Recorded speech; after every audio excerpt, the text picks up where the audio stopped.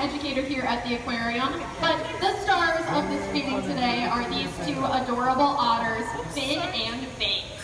That's right, this is Finn and Banks. They are both male otters, and they're both river otters. We don't have any sea otters here in this part of the world. The sea otters are from the Pacific coast, not the Atlantic coast. The Pacific otters have a few different features than these guys do, but most otters have a lot of things in common.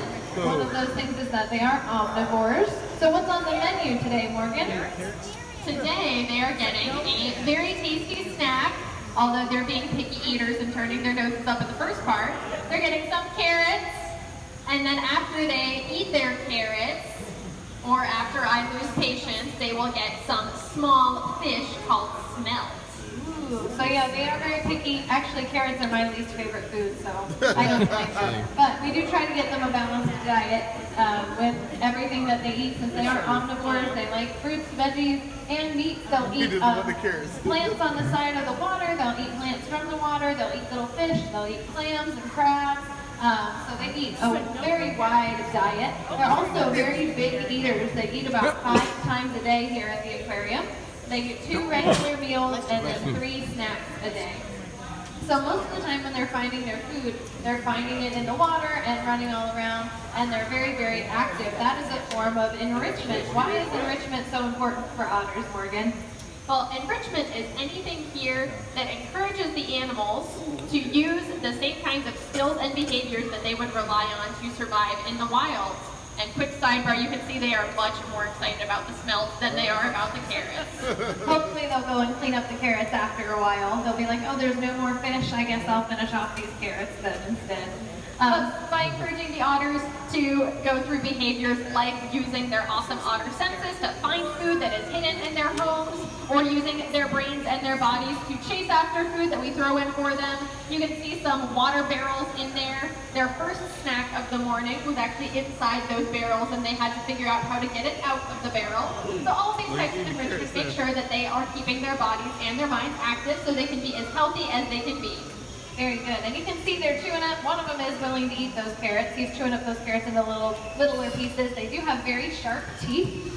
So even though they look cute and cuddly, they do have very sharp teeth and very sharp claws, and they tend to play kind of rough with each other. They do not hurt each other though, because they have a lot of fur.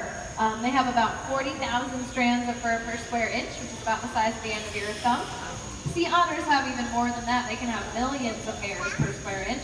If we're lucky, we have maybe 1,000 hairs per square inch on our heads. So they have a lot of fur that helps protect them, and that underlayer of fur is to keep them warm. And then this outer layer, you can see how the water kind of rolls right off when they get out of the water. The outer layer is a little bit waterproof to help keep them dry, which helps keep them even warmer when they're swimming around in the water. Now, in the water, your temperature goes down much faster than it does in the air. So even if they're living in a warm habitat, they could get kind of chilly if they were wet for too long. And they spend a lot of time in the water. They can swim about 5 miles per hour, and they do hold their breath like we do when they're swimming. But they have other features to help them find food in the water. They have something called a nictitating membrane. That's a big word. Can everybody say nictitating membrane? Nictitating membrane. Pretty good, pretty good. So that's like an extra eyelid that works like goggles. Anyone wear goggles when they go swimming sometimes? Yeah, so it works the same way. It keeps the water out of their eyes, but it's clear so they can see through it. And lots of animals that live in the water or near the water have nictitating membranes to help them see through the water and not get water in their eyes. They also have those big long whiskers on their face. What might they use those whiskers for, Morgan? Those are really good for feeling around through their environment. So just the same way that a cat's long whiskers help them to feel things nearby, if our otters are looking for food at the bottom of a creek or a river or their habitat here, and if the water gets murky or dark and they can't see, they can still use those whiskers and swim face first to feel and encounter good things to eat or things they don't want to run into. Very cool, but I've actually heard sometimes they don't use their whiskers or their eyes so much in their water. They have an even stronger sense. Do you know their strongest sense, Morgan? Well, on land, they have an excellent sense of smell, which they are not putting to use yet today. They do have some fish up on the land, but they have not gone searching for it yet. And they're ignoring the carrots that are still on the land. Yeah, I see you, Finn. They must really enjoy chasing after it the most because they keep asking for more even though there's extra in there. So that is part of that enrichment we were talking about. So something else kind of cool that they have is if you get a look at their paws, their fingers are webbed. Their fingers and their toes are webbed. So when they're swimming, they use them like big paddles to help them move through the water more quickly and efficiently. Do they use their tails when they're swimming as well, Morgan?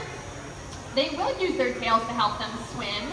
And if you compare the size of the tail on an otter to a tail on a cat or a dog, you'll notice the otter's tail is much thicker and much bigger compared to the size of the rest of the body. So they can use that to help them when they're moving in the water.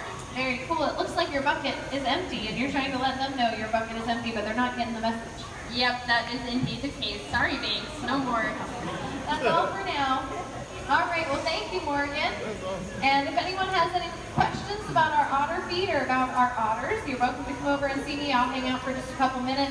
Otherwise, thanks for coming to watch our otters eat today. It is National Shark Awareness Day, so if you have not stopped by our theater yet, we have all kinds of shark activities going on in our Neptune Theater until 1 o'clock this afternoon, so please stop by and check that out. Otherwise, have a great